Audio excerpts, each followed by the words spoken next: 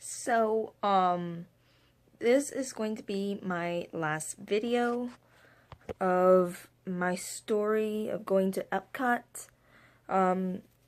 It's actually kind of sad that this is gonna be the last video, but after this video, I'll do a, Disney haul of what I got over there, and you're gonna like it. Trust me. So, after going to the Sea Talk with Crush, we went to, well, I was like, bye to my sister, and then me and my friend went to go ride the land, because I really wanted to see it last time I went there 5 years ago, but it was closed for some reason. And I've watched a lot of videos on YouTube, and I like it because it's so educational, and like this could be the new intervention where we can have like to conserve water, and you'll see in the video.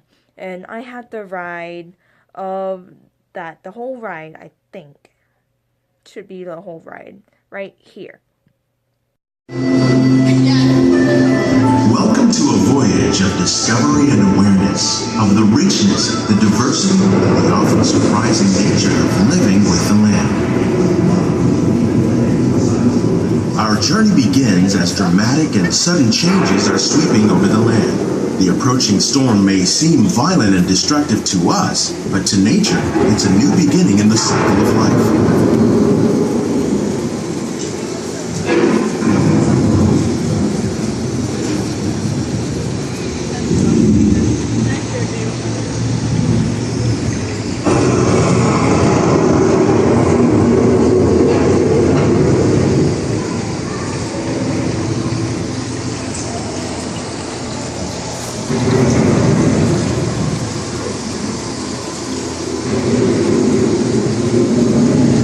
Surface of the land, roots trap water from the flowing mud, extracting precious nutrients and minerals. These elements, when combined with sunlight, create the diverse living systems of our planet.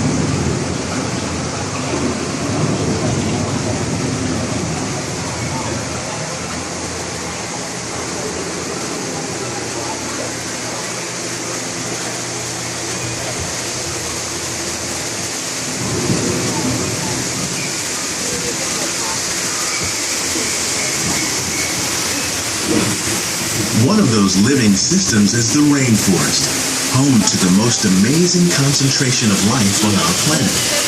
These dense and beautiful forests cover only a tiny portion of the Earth's surface, but they contain more than half of its plant and animal species. Rainforests are also extremely rich and productive living systems, providing us with oxygen, food, medicines, and other elements essential to our lives.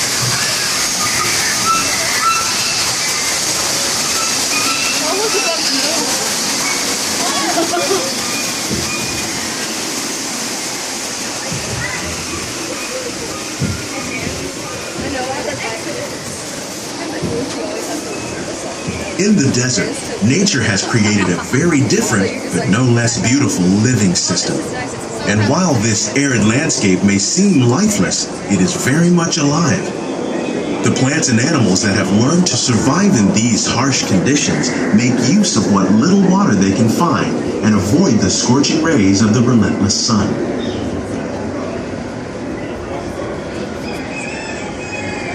The American prairie once appeared as desolate as the desert, but over time, rainwater and nutrients gradually penetrated the hard surface of this land. Even the hooves of the mighty buffalo helped create the rich soil that would one day become home to the American farm.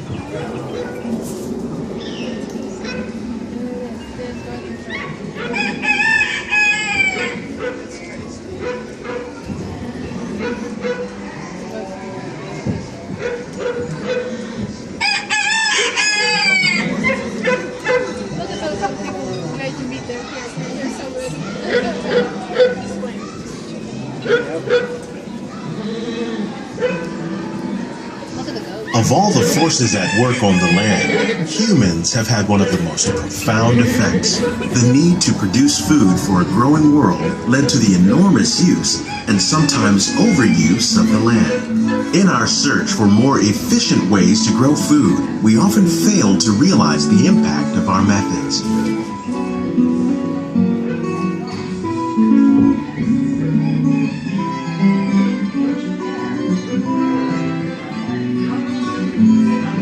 Today, we're learning to live with the land, discovering better ways to grow food that will assure both human and environmental well-being.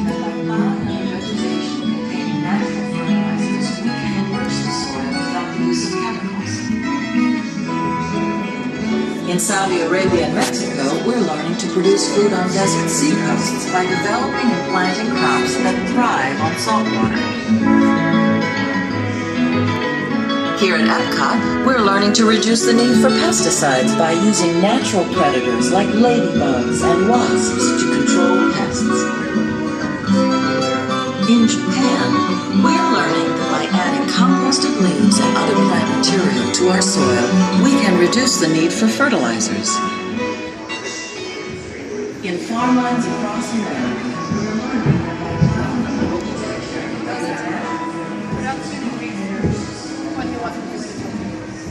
How will we meet tomorrow's growing needs for food production, yet still respect the needs of the land? Some of the answers are being discovered just ahead.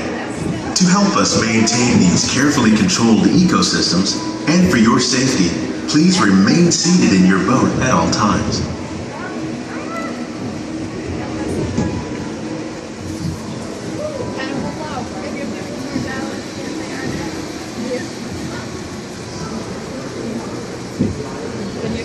Welcome to our living laboratory, where scientists from Epcot and the U.S. Department of Agriculture are exploring innovative ways to produce bountiful harvests now and into the future.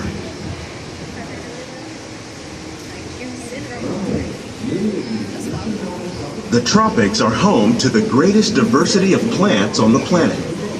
Many of these, like papaya, bananas, cacao, coffee, and rice, are well known around the world.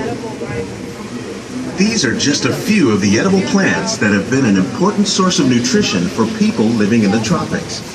Many are rich in vitamins and minerals, while others are well adapted to growing in less than ideal conditions.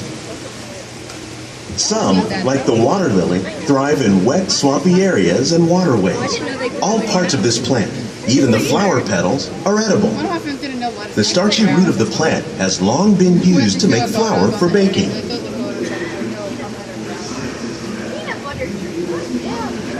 One day, many of these lesser-known tropical plants may be as important as the bananas growing on both sides of the boat. More than 28 million tons of bananas are eaten annually, making it the most popular fruit in the world.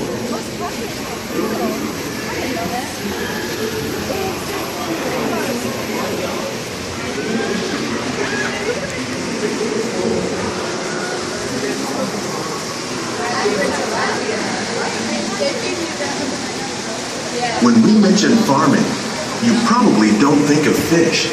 But fish farming, or aquaculture, accounts for nearly half of all the seafood consumed globally. Tilapia, bass, and catfish, like the ones you see here, are three of the more popular crops raised by fish farmers. The sustainable system we're using here recycles the water in the tanks. As a result, we're able to save millions of gallons each year. Our small fish farm produces nearly 5,000 pounds of fish each year to serve in restaurants around Walt Disney World. Innovations like this one can play an important role in our efforts to produce bountiful harvests and still protect natural resources.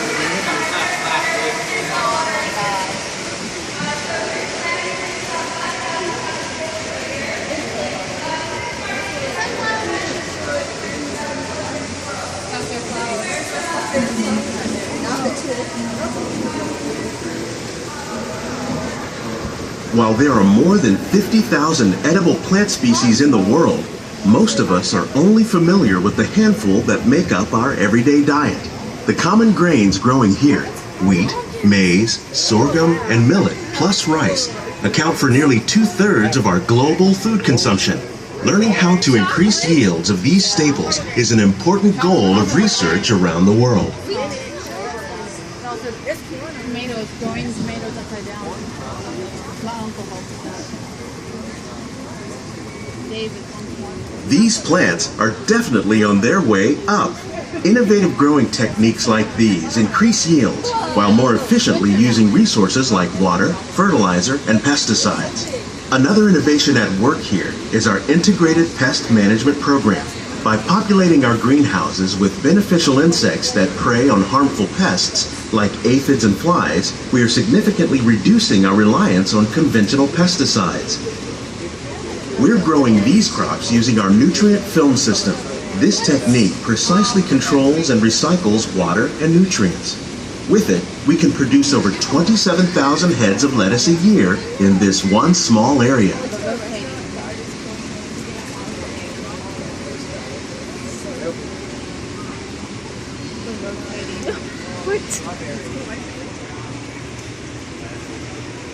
Some of our best ideas have been inspired by nature, like these fruit and vegetable trees. By growing these ground plants vertically, we can increase yields and better control diseases. These crops taste as good as they look. In fact, we serve more than 15 tons of produce from our greenhouses in restaurants here at the Land every year.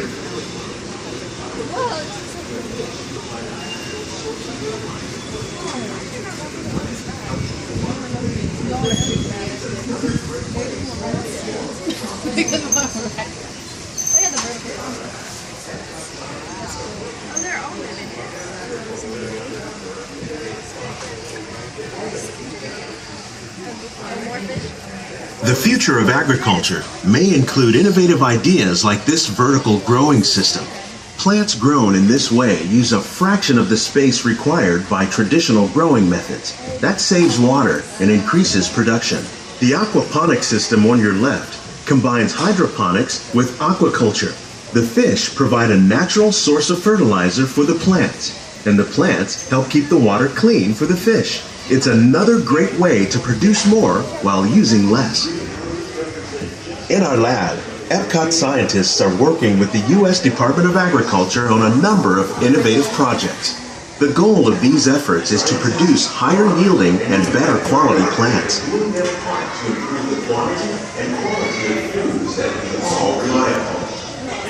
Together, we can continue to find more ways to increase food production and protect our precious natural environment. Only then will we truly be living with the land.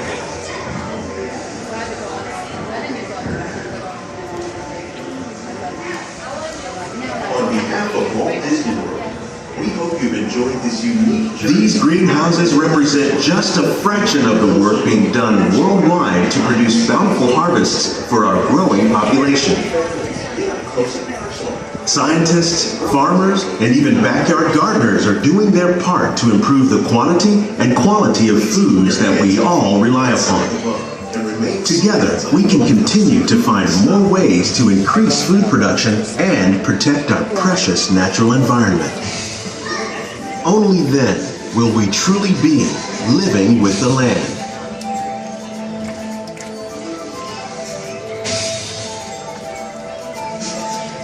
On behalf of Walt Disney World, we hope you've enjoyed this unique journey through our living laboratories. If you'd like a closer look, then check out the Behind the Seeds walking tour.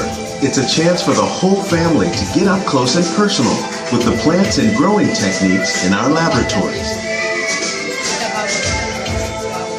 Please keep your hand. So after that, I really don't remember what we did. I vaguely remember going to Starbucks. I got mad about that. And I remember going to Test Track a second time, because Test Track is one of my favorite rides over there.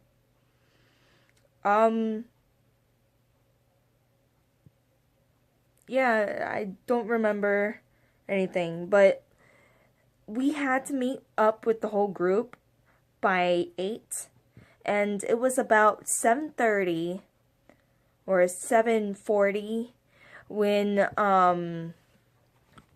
my friend got out of Starbucks, and I was like, we need to haul our butts over to France, because I will not leave Epcot until I actually like get the gist of France, because I've just been so obsessed with anything French. So like I went in there and I have the video here. Hey guys, I am right at France at Epcot, the place that I really wanted to go to, and I'm at Dart. So let's go around.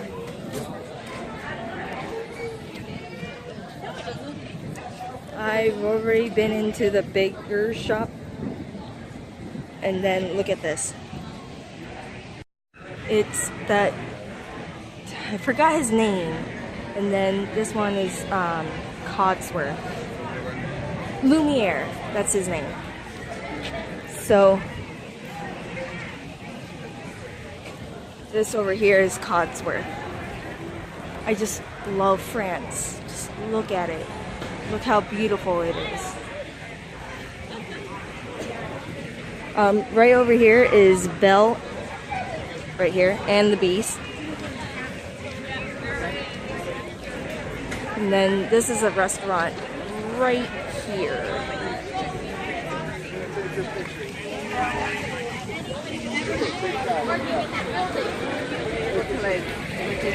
Okay, there's the Beast and there's the... Okay.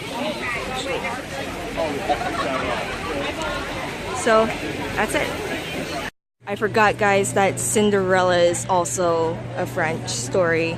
I forgot how to pronounce it, but it's French. Believe me.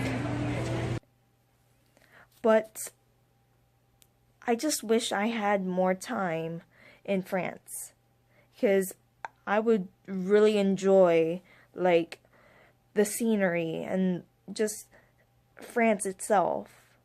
But we were in crunch time. I needed to see how much Lumiere was, and sadly enough, it was $50. I forgot that Cinderella was a French story. And here's Codsworth. The background of France, the scenery, and good Eiffel Tower. Tomato from Cars. And I saw this flower outside of Starbucks, so I had to take it. It was pretty. And this is the picture, a sneak peek of the pins that I got. Lumiere, one of my favorite characters, and I took a picture of the little figurine. That's $50. And then the Belle and Beast. And Eiffel Towers, that is bejeweled. And we went to England, and this is TikTok. Captain Hook. And Peter Pan, but I couldn't find Tinkerbell anywhere. Winnie the Pooh Bear. I cringed at that. It was $50. And at that time, I only had 30 left. So I couldn't get it, sadly. And really, in the next few years of going to Epcot, I will not obtain Lumiere. But I will probably get an Eiffel Tower.